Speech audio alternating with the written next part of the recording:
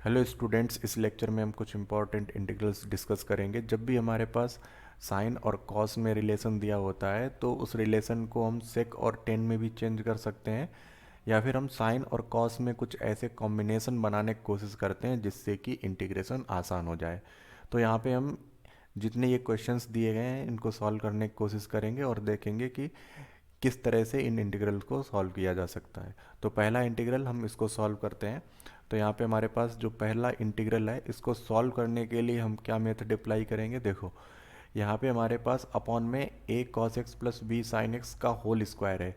तो इन दोनों टर्म से अगर मैं cos x को कॉमन करूँ तो यहाँ पे तो cos x नहीं है, तो इसके लिए क्या करेंगे, cos x से डिवाइड कर लो इसको और cos x से मल्टीप्लाई कर लें। अब दोनों जगह cos x हो गया तो cos x कॉमन हो जाएगा, और कॉमन कर जब हम कर रहे होंगे तो पावर यहाँ पे 2 है तो cos स्क्वायर कॉमन होगा। तो यहाँ पे जब इसको कॉमन करोगे तो ये हमें मिलेगा dx अपॉन ये cos स्क्वायर x बाहर आएगा a प्लस, अब यहाँ पे देखते हैं a plus B sine X upon cos X, इसको 10x लिख सकते हैं और पावर 2।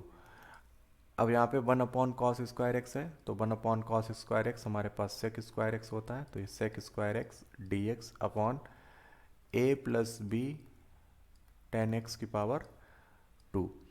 अब यहाँ पे अगर हम 10x को t पुट करें, पुट 10x बराबर t, तो जब 10x को t पुट करेंगे फिर हम अगर इसको डिफ्रेंशिएट करें, क्योंकि हम अब पूरा जो इंटीग्रल है इसको t में चेंज कर रहे हैं, तो 10x को जब t पुट करेंगे तो 10x का डिफ्रेंशिएशन हमारे पास हो जाएगा sec square x D x बराबर डी टी। ऊपर हमारे पास वही टर्म लिखा है sec square x D x, तो sec square x D x को हम डी टी पुट कर देंगे और 10x को t, तो इंटीग्रल हमारे पास ये चेंज हो जाएगा D T upon a plus b T की पावर 2। अब इसको इंटीग्रेट करने के लिए हम क्या करेंगे कि अगर हम a प्लस बी को कुछ दूसरा वेरिएबल पुट कर लें, तो a प्लस बी को कुछ दूसरा वेरिएबल पुट कर लेंगे तो इससे क्या होगा, ये इंटीग्रेशन हमारे पास 1 अपॉन वो एक वेरिएबल में हो जाएगा। तो अगर मैं a प्लस वी टी को s पुट करता हूँ तो यहाँ पे अब हमारे पास जो t है वो s में चेंज हो रहा है तो dt भी ds में चेंज हो जाएगा। तो इसको डिफ्रेंशिएट करेंगे तो a का डिफ्रेंशिएशन 0 और यहाँ पे मिलेगा हमें b इंटू डी टी बराबर ds। तो dt बराबर यहाँ से मिल जाएगा हमें ds अपॉन b। अब ये इंटीग्रल हमारे पास क्या चेंज हो जाएगा, यहाँ पे हमने सब्स्टिट्यूट किया था। अब ये इंटीग्रल हमारे पास चेंज हो जाएगा dt की जगह ds आ जाएगा ds अपॉन बी, तो 1 अपॉन बी को हम बाहर ले लेते हैं और a प्लस बी टी को s पुट किया तो s स्क्वायर हो गया। अब इसका इंटीग्रेशन क्या होता है 1 अपॉन एस स्क्वायर, तो इसको इंटीग्रेट करने के लिए हम अक्सर क्या करते हैं कि एस स्क्वायर को जब ऊपर लेके जाएंगे तो पावर ये माइनस में हो जाएगी, और अब ये माइनस पावर इसको इंटीग्रेट हम कर सकते हैं आसानी से, तो इसका इंटीग्रेशन हमारे पास हो जाएगा 1 अपॉन बी 1 अपॉन एस और माइनस साइन आएगा तो minus 1 upon b into 1 upon s plus c. अब यहाँ पे s की वैल्यू पुट कर दो, तो s बराबर हमने क्या लिया था a प्लस बी टी, तो s की value a plus b t यहाँ पे पुट कर देंगे minus 1 upon b into 1 upon a plus b t. अब t की वैल्यू हमने क्या पुट की थी, t बराबर हमारे पास 10x है तो t बराबर 10x पुट कर दें minus 1 upon b into 1 upon a plus b into 10x plus c. तो ये हमारे पास इस तरह से इंटीग्रेट हो जाएगा। तो इस इंटीग्रेशन हमने कैसे किया, कॉस को कॉमन कर लिया था, है ना, स्क्वायर था तो इस वजह से मुझे ऐसा लगा कि ये कॉस कॉमन करेंगे तो कॉस स्क्वायर सेक स्क्वायर में चेंज हो जाएगा और साइन अपॉन कॉस ये 10 में, फिर 10 को हम सब्स्टिट्यूट करेंगे तो sec square x D X हमारे पास ये डी टी में चेंज हो जाएगा। तो इस तरह से हमारे पास ये इंटीग्रल थोड़ा आसान हो गया था। अब इसी तरह से कुछ इंटीग्रेशन हम और करते हैं। अब यहाँ पे देखो हमारे पास यहाँ पे स्क्वायर नहीं है, लेकिन हम यहाँ पे कुछ इस तरह से इसको चेंज करेंगे कि ये इंटीग्रेबल हो जाए। तो यहाँ पे देखते हैं कि पहला टर्म हमारे पास अपॉन में जो लिखा है वो साइन एक्स है और दूसरा टर्म जो लिखा है वो साइन 2x है। तो साइन 2x को हम चेंज कर सकते हैं। साइन 2x को कैसे चेंज कर सकते हैं, साइन 2x का हमारे पास फार्मूला है 2 sine x into cos x. अगर हम साइन 2x की वैल्यू ये पुट करेंगे तो दोनों टर्म से साइन x कॉमन हो जाएगा, तो यहाँ पे इसको चेंज करते हैं dx अपॉन ये हमारे पास है साइन x प्लस, अब साइन 2x को हम क्या पुट कर रहे हैं, 2 साइन एक्स कॉस एक्स। अब यहाँ से देखो, इधर से भी और इधर से भी साइन x कॉमन हो जाएगा, तो यहाँ से हम साइन x अपॉन से कॉमन कर लेते हैं। तो ये हमारे पास साइन x यहाँ पे बचेगा 1 और प्लस 2 कॉस x। अब यहाँ पे देखो, यहाँ पे हमारे पास साइन है और कॉस है। अगर हम साइन से मल्टीप्लाई कर लें ऊपर और नीचे भी, तो हमारे पास नीचे साइन स्क्वायर हो जाएगा। अब हमें, जब मैंने ऐसा यहाँ पे किया तो इससे क्या हो जाएगा, साइन स्क्वायर एक्स को आप चेंज कर सकते हो, और साइन स्क्वायर एक्स को किस में, कॉस में चेंज कर दें।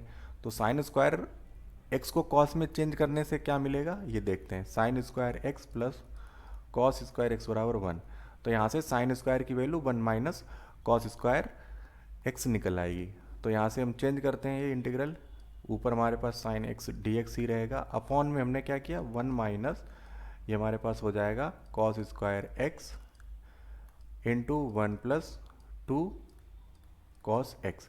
अब यहाँ से देखो, अब कॉस एक्स को अगर हम कोई एक वेरिएबल पुट करेंगे तो कॉस एक्स का differentiation sign x D x हो जाएगा। तो पूरा इंटीग्रल अब ये टी में चेंज हो जाएगा यहाँ पे आसानी से। तो हम यहाँ पे क्या सब्स्टिट्यूट करते हैं, पुट कॉस एक्स बराबर, अगर हम वाई पुट कर लेते हैं तो कॉस एक्स का डिफरेंशिएशन क्या होगा, minus sign x D x बराबर डी वाई, और साइन एक्स डी एक्स बराबर हम डी वाई पुट कर देंगे, कॉस एक्स बराबर वाई। तो इंटीग्रेशन हमारे पास ये देखो क्या चेंज हो जाएगा पूरा। तो इंटीग्रेशन हमारे पास चेंज हो जाएगा, इंटीग्रल माइनस साइन आ जाएगा, साइन हमारे पास sine x D x change हो गया डी वाई में, अपॉन 1 माइनस कॉस एक्स की जगह टी पुट कर रहे हैं तो t square into 1 plus t नहीं, ये हमारे पास बाई पुट कर रहे हैं तो ये बाई स्क्वायर हो जाएगा 1 प्लस 2y। अब यहाँ पे 1 माइनस बाई स्क्वायर को हम और इसको ब्रेक कर सकते हैं, तो minus D Y upon 1 minus Y 1 plus Y into 1 plus 2y। अब यहाँ से देखो, ये हमारे पास जो टर्म मल्टीप्लाई हैं इनको हम अगर अलग अलग कर लें तो ये इंटीग्रेट हो जाएंगे। अब अलग अलग करने का मतलब क्या है कि इनका पार्शियल फ्रैक्शन कर लें, और पार्शियल फ्रैक्शन के लिए हमने जब सक्सेसिव डिफरेंशिएशन सीखा था तो उसमें एक लेक्चर हमने दिया था पार्शियल फ्रैक्शंस के लिए, तो उसका लिंक मैं डिस्क्रिप्शन बॉक्स में शेयर कर दूंगा, तो वहाँ से पार्शियल फ्रैक्शन के बारे में देख लेना। अभी के लिए हम यहाँ पे इस वाले टर्म को पार्शियल फ्रैक्शन करते हैं। तो हमारे पास क्या टर्म है, 1 minus Y into 1 plus Y into 1 plus 2y। तो इसको पार्शियल फ्रैक्शन करने के लिए हमें क्या करना है, ए वाले टर्म को अलग अलग करना है। तो a upon 1 minus y plus b upon 1 plus y plus c upon 1 plus 2y। तो यहाँ पे ए बी सी की वैल्यू मिल जाए तो हमारे पास ये टर्म सारे अलग अलग हो जाएंगे। तो इसके लिए हम जो अपॉन में टर्म लिखा है इससे दोनों तरफ मल्टीप्लाई कर दें, मतलब इस पूरी इक्वेशन में यहाँ से यहाँ तक इसको मल्टीप्लाई करेंगे तो यहाँ पे तो 1 हो जाएगा। अब यहाँ पे जब मल्टीप्लाई होगा 1 माइनस वाई कैंसिल हो जाएगा, तो ए के साथ मल्टीप्लाई होगा 1 plus Y 1 plus 2y, B के साथ मल्टीप्लाई टर्म होगा 1 माइनस वाई 1 प्लस 2y, और सी के साथ टर्म मल्टीप्लाई होगा 1 माइनस वाई 1 प्लस वाई। अब ए बी सी की वैल्यू निकालने के लिए क्या करना होगा, ये हमारे पास वैल्यू हम आसानी से निकाल सकते हैं। जब ए बराबर हम बाई बराबर जब हम -1 पुट करेंगे तो ए की वैल्यू मिल जाएगी। बाई बराबर -1 पुट करो तो 1 नहीं, ए बराबर वैल्यू जब निकालेंगे तो बाई बराबर 1 पुट करना पड़ेगा। जब बाई बराबर 1 पुट करोगे तो क्या होगा, इससे ये टर्म हमारे पास 0 हो जाएगा, ये टर्म 0 हो जाएगा, बी और सी 0 हो जाएंगे, ए मिल जाएगा। तो यहाँ पे 1 पुट करो, 1 प्लस 1 2 हो जाएगा, 1 प्लस 2 3 हो जाएगा, तो 3 इंटू 2 6a। तो a की वैल्यू क्या मिली, a बराबर हमें मिला 1/6। अब y बराबर जब हम -1 पुट करेंगे यहाँ से हमें b मिल जाएगा। देखो -1 पुट करोगे तो 1 प्लस वाई ये 0 हो जाएगा, और यहाँ पे 1 प्लस वाई है ये 0 हो जाएगा, b की वैल्यू मिल जाएगी। तो b की वैल्यू हमारे पास कैसे मिलेगी, 1 बराबर, यहाँ पे देखो 1 -1 पुट कर रहे हैं तो 1 प्लस 1 2 हो जाएगा, और 1 -2 तो माइनस का आ जाएगा -2b, और ये हमारे पास किसके बराबर होगा, b बराबर -1/2। अब c की वैल्यू निकालेंगे तो y बराबर -1/2 पुट करें, -1/2 पुट करोगे तो ये टर्म 0 हो जाएगा, ये टर्म 0 हो जाएगा, इसकी वजह से a और b के टर्म 0 हो जाएंगे, c का टर्म सिर्फ मिलेगा। तो 1 बराबर, अब यहाँ पे देखो -1/2 पुट करेंगे तो 1 + 1/2 3/2 हो जाएगा, और 1 - 1/2 ये 1/2 हो जाएगा, तो 3/4 इंटू सी। अब यहाँ से सी बराबर हम निकाल सकते हैं, सी बराबर हमारे पास आ जाएगा 4/3। अब ये फैक्टर होके हमारे पास क्या मिला, देखो ए बी सी की वैल्यू हम यहाँ पे सब्स्टिट्यूट कर दें, तो ए बी सी की वैल्यू सब्स्टिट्यूट करो, तो ए बी सी की वैल्यू हम डायरेक्ट अब इंटीग्रल में ही सब्स्टिट्यूट कर लेते हैं। तो हमारे पास इंटीग्रल क्या चल रहा था, देखो ये इंटीग्रल है, तो इसको हम इस तरह से चेंज कर सकते हैं, बराबर लिख सकते हैं ए की वैल्यू 1/6, तो माइनस साइन पहले से ही है, तो ए की वैल्यू 1/6 है, हम वो पुट करेंगे, तो डी एक्स अपॉन ए की वैल्यू 1/6, तो 1/6 है, इसको हमने बाहर ले लिया 1/6, और ए के साथ में क्या टर्म मल्टीप्लाई है, ये हमारे पास बाई है यहाँ पे, तो ए के साथ हमारे पास क्या है 1 - y अपॉन में 1 - y। अब यहाँ पे देखो माइनस एक ये वाला और एक b का माइनस, तो ये प्लस हो जाएगा टर्म प्लस। अब b के साथ में हमारे पास क्या है 1/1 + y, तो इंटीग्रल, अब b का जो कॉफिशिएंट आया है वो क्या आया है, b बराबर हमारे पास वैल्यू आई 1/2 इंटीग्रल dy अपॉन 1 + y। अब c के लिए हमारे पास क्या टर्म है 4/3, तो 4/3, अब ये माइनस साइन है तो ये माइनस यहाँ पे मल्टीप्लाई हो जाएगा 4/3 इंटीग्रल dy अपॉन 1 + 2y। अब यहाँ पे देखो इन सभी इंटीग्रल को हम कैलकुलेट कर सकते हैं, ये हमारे पास किस टाइप से हैं, ये हमारे पास है 1/x dx, और 1/x dx का क्या होता है 1/dx का इंटीग्रेशन log x होता है। अगर हमारे पास कहीं भी इंटीग्रल इस तरह से लिखा हो a + x dx, तो भी ये log क्या होगा a + x के बराबर होगा। अगर हमारे पास इंटीग्रल कहीं पे इस तरह से आ जाए a + b x dx, तो इसको इंटीग्रेट करेंगे तो हमारे पास क्या आएगा, ये 1/b log a + bx। तो अगर x में मल्टीप्लाई कुछ होगा तो यहाँ पे 1/ वो टर्म आ जाएगा, तो यहाँ पे अब हम इसको इंटीग्रेट कर लेते हैं। अब यहाँ पे देखो बाई के साथ में मल्टीप्लाई है -1, तो 1/-1 आएगा, और पहले से माइनस है तो प्लस हो जाएगा 1/6 log 1 - y प्लस 1/2। अब यहाँ पे हमारे पास 1 मल्टीप्लाई है तो कोई प्रॉब्लम नहीं, इसको हम डायरेक्ट इस तरह से लिख लेंगे log 1 + y। अब यहाँ पे देखो यहाँ पे हमारे पास मल्टीप्लाई है 2, तो 1/2 और आएगा, -4/3 इंटू 1/2, तो ये हमारे पास 2/3 मिलेगा log 1 + 2y प्लस c। अब यहाँ पे y बराबर हमारे पास क्या है, y बराबर cos x, तो y की वैल्यू हम पुट कर दें 1/6 log 1 - cos x plus 1/2 log 1 - cos x minus 2/3 log 1 + 2 cos x plus c। तो ये इंटीग्रल हमारे पास इस तरह से कैलकुलेट हो जाएगा। तो यहाँ पे हमने क्या देखा कि पार्शियल फ्रैक्शन का भी यूज किया, तो कई बार इंटीग्रल हमारे पास इस फॉर्म में भी आ सकते हैं जिसमें हमें पार्शियल फ्रैक्शन करना पड़ सकता है। तो ये पूरा इंटीग्रल हमारे पास इस तरह से सॉल्व होगा, और ये काफ़ी इंपॉर्टेंट इंटीग्रल है। इसके बाद हम एक और एग्जांपल देख लेते हैं, और ये काफ़ी सिंपल है। इसमें देखो क्या हो रहा है, पहले से कॉस स्क्वायर और साइन स्क्वायर लिखे हैं, तो हमारा मेन टारगेट क्या रहेगा, कॉस स्क्वायर को कॉमन करना। तो इसको सब सॉल्व करेंगे, हम क्या करेंगे कॉस स्क्वायर को कॉमन कर लेंगे, D x upon cos square common करो, कॉस स्क्वायर कॉमन किया ए स्क्वायर प्लस, यहाँ पे कॉस स्क्वायर नहीं था तो इस तरह से कॉस स्क्वायर एक से यहाँ पे हम डिवाइड कर लेंगे और उतने से मल्टीप्लाई कर लेंगे। अब देखो कॉस स्क्वायर हो गया दोनों जगह, तो कॉस स्क्वायर कॉमन हो रहा है। अब यहाँ पे B square sine square X upon cos square X बचा, तो ये हमारे पास लिखा जा सकता है tan स्क्वायर एक्स। अब इस इंटीग्रल में लिमिट हमारे पास 0 to π/2 है। अब यहाँ से देखो 1/cos स्क्वायर, इसको हम सेक स्क्वायर में लिख सकते हैं 0 से π/2, ये हमारे पास sec square x D x upon क्या हो जाएगा a square plus b square और ये tan स्क्वायर एक्स। अब यहाँ पे अगर हम tan स्क्वायर एक्स, तो इसमें tan x को अगर हम t पुट कर लें टेन एक्स बराबर टी पुट करें तो क्या मिलेगा, टेन एक्स का differentiation sec square x D X और डी टी, ये हमने यहाँ पे ये चीज़ पुट की।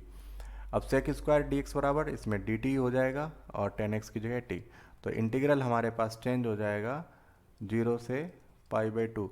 अब 0 से π/2, अब लिमिट भी चेंज हो जाएगी, टी की लिमिट देखो क्या होगी, जब 0 पुट करेंगे टी, अब हमारे पास x बराबर जब 0 पुट करेंगे तो t बराबर क्या आया, 0 आया। अब x बराबर जब हम π/2 पुट करेंगे तो t बराबर हमारे पास क्या आ जाएगा, इन्फिनिटी आ जाएगा। तो लिमिट हमारे पास 0 टू इन्फिनिटी हो जाएगी, ये लिमिट 0 टू इन्फिनिटी हो गई।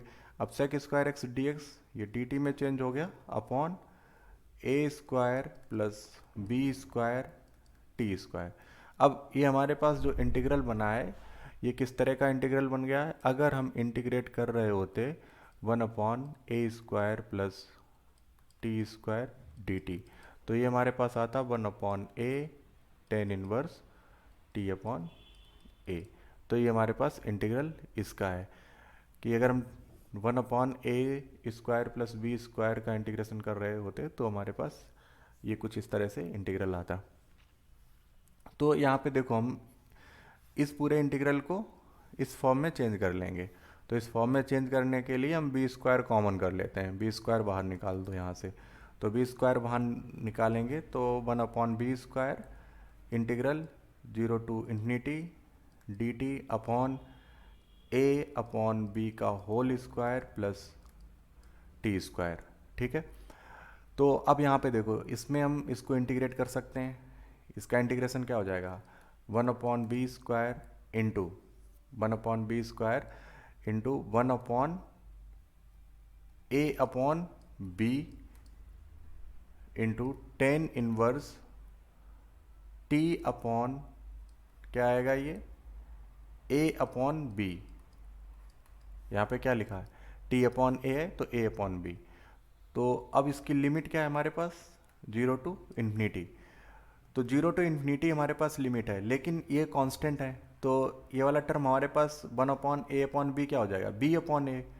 तो b अपॉन a और अपॉन में b², तो हमारे हम लोगों को जब सॉल्व करेंगे तो क्या मिलेगा 1/ab इंटू, अब यहाँ पे देखो ये हमारे पास लिमिट टेन इनवर्स t, अब ये b ऊपर पहुँच जाएगा तो b a, लिमिट अब हमारे पास हो गई 0 टू इन्फिनिटी। जब इन्फिनिटी हम यहाँ पे पुट करेंगे तो टेन इनवर्स इन्फिनिटी कितना होता है 10π/2, इन्फिनिटी कितना होता है 10π/2 का, तो 1/ab into tan inverse into infinity minus, अब 0 पुट करेंगे तो टेन इनवर्स 0 हो जाएगा ये, तो इन्फिनिटी की जगह हम 10π/2 पुट कर सकते हैं, तो ये मिलेगा 1/ab टेन इनवर्स 10π/2 और ये टेन इनवर्स 10 0, तो ये 0 हो जाएगा टर्म, 10 से 10 कैंसिल हो जाएगा π/2 मिलेगा, तो ये टोटल वैल्यू हमें क्या मिली π/2ab। तो इस इंटीग्रल को हमने बहुत ही आसानी से ऐसे कैलकुलेट कर लिया। और बाकी बचे हुए जो इंटीग्रल्स हैं यहाँ पे देखो, इसको भी हम क्या करेंगे, इसके लिए देखो यहाँ पे हमारे पास dx upon a cos square X plus B है, तो इसको इंटीग्रेट करने के लिए हम क्या कर सकते हैं, यहाँ पे cos स्क्वायर कॉमन कर लो। ठीक है, जब हम यहाँ पे cos स्क्वायर अगर कॉमन करते हैं तो हमें क्या मिलेगा, या फिर हम इसको cos स्क्वायर से डिवाइड कर लें तो ये हमारे पास इंटीग्रल सेक स्क्वायर में चेंज हो जाएगा। cos स्क्वायर अगर कॉमन करोगे तो ये सेक स्क्वायर हो जाएगा, और यहाँ पे जो सेक स्क्वायर अपॉन में आ जाएगा उसको 10 में चेंज कर लेंगे फार्मूला यूज करके। कौन सा फार्मूला, 1 + tan स्क्वायर एक्स बराबर हमारे पास होता है सेक स्क्वायर एक्स। तो अगर कहीं सेक स्क्वायर अपॉन में आया, क्योंकि अपॉन में हमें 10 लाना है, ऊपर सेक स्क्वायर है तो डिफ्रेंशिएट करेंगे, तो वो हमारे पास 10 को जब पुट करेंगे तो डिफ्रेंसेस करने पर हमारे पास ये सेक स्क्वायर आएगा। इसी तरह से ये साइन स्क्वायर है, तो इसको हम क्या करेंगे साइन स्क्वायर, अब इसके लिए हम डायरेक्ट यहाँ पे cos से मल्टीप्लाई कर देंगे और cos से डिवाइड कर देंगे। अगर हम यहाँ पे देखें तो ये हमारे पास 10 और सेक में चेंज कर लेंगे इसी तरह से।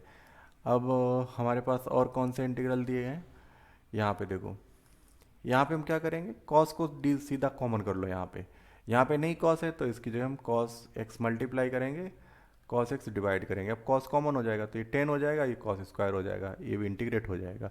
इसको तो इंटीग्रेट कर ही लिया है, बाकी इंटीग्रल इस तरह से हम कर सकते हैं।